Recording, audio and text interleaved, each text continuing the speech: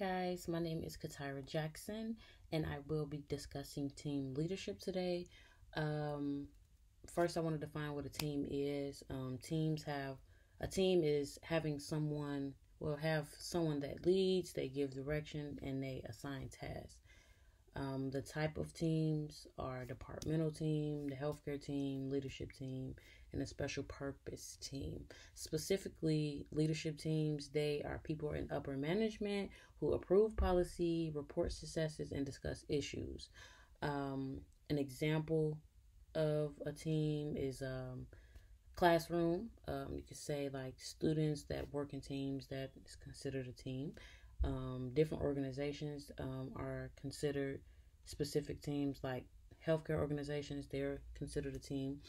Um, According to Dr. Hillier, the pro of having a team is the total expertise that they have and improve employee retention. So people are less likely to quit the job because they're working together in teams. They're improving as a team member. So the cons would be, working in a team is boring, it's repetitive, it's unnecessary. But in healthcare, it is essential to work together to put all of your ideas together to make sure the team is working effectively. Um, Organizational structure is essential in a team as well. It is the flow of information and how it travels. So I wanted to use Eastern's health department as an example. I kind of put it together in like a list. I said like CEOs, that would be like the head dean. Then it goes department leader. So it'll go president, dean of students, dean of the college, facility, professor, or the program director, um, the TA, and then a student. And I wanted to use that as an example to show the different roles that people have together in a team, because technically we are all as one in the health department, but we have different roles because we're in a team. Um, Establishing norms and rules easily so that people are clear of expectation is essential for a leader to do. But team leaders, they are expected to manage people's strengths and improve weaknesses. They set goals, educate, train, and motivate the team. They develop plans, and good leaders, they create cohesion within groups. They help solve problems, and they determine how their team works. Basically, they organize how they work. Um, I believe leaders, they establish goals and roles.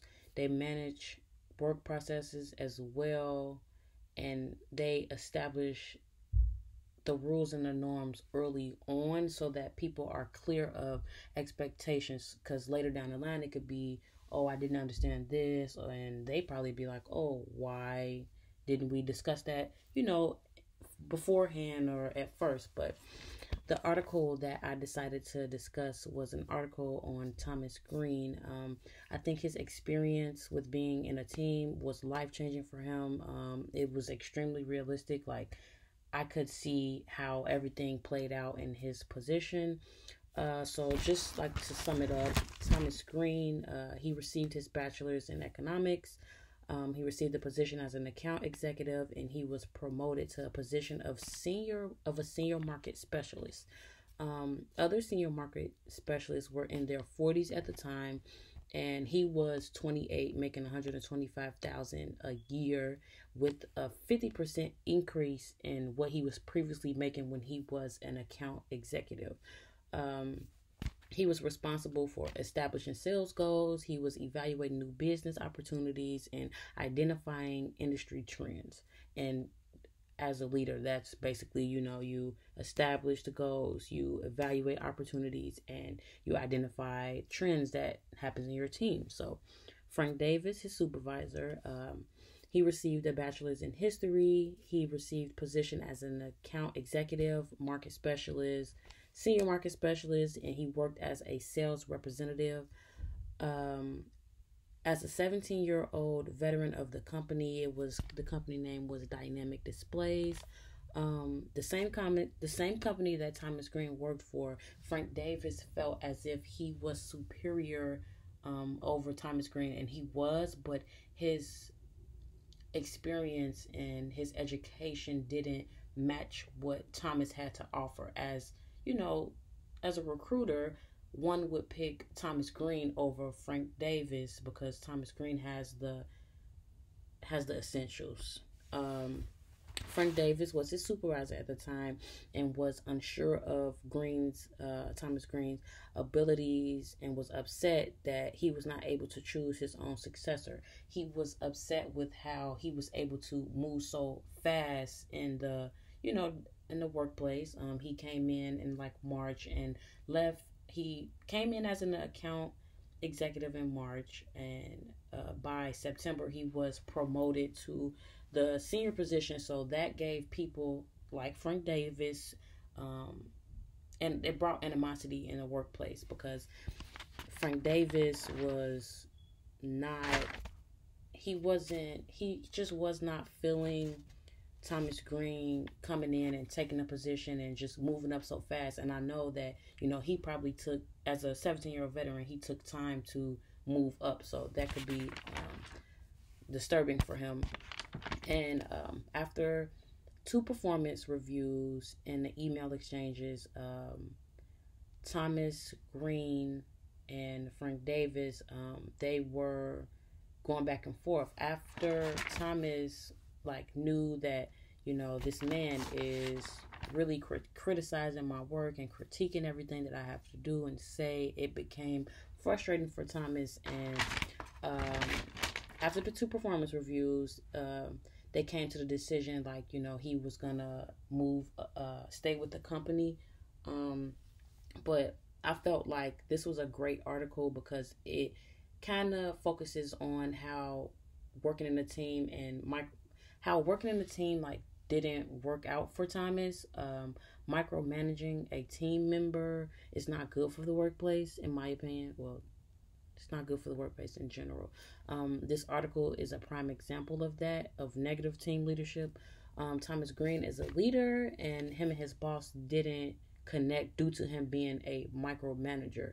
Instead of discussing the issue at hand, working towards new goals, Frank Davis, he decided to negatively impact the organization's workplace. He focused on what he thought was right versus what was right for the company, and that is essential in a team. You all are focused on one goal, not specifically what you think and how you think things are supposed to go. You have team members for a reason, and people around should work together effectively. Criticizing his work in negative ways.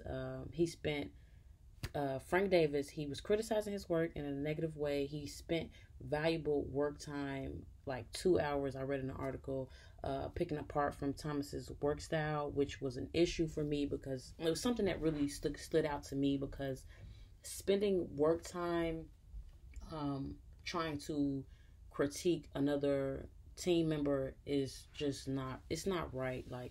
It's just not effective to get things done within the company. Yeah, okay, you feel like he might not be doing something right, but that might be his method of doing things, and that is what worked for him.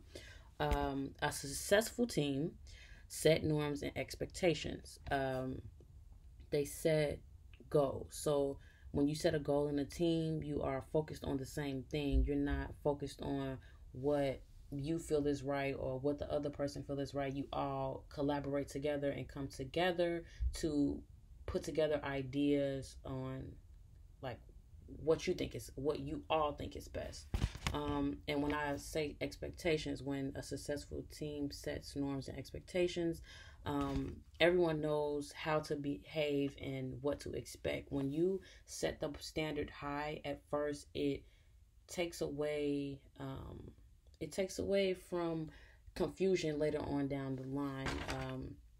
I just felt like this article was something that really changed my perspective in the workplace, because I know coming in as a entry level associate in a job would be difficult for other senior positions. If they've been there for a while and then they see someone new come in and just take over everything, that could be bad for a micromanager in Frank Davis's case, because he just didn't know how to handle that. And yeah, I just believe team leadership is something that has to get discussed.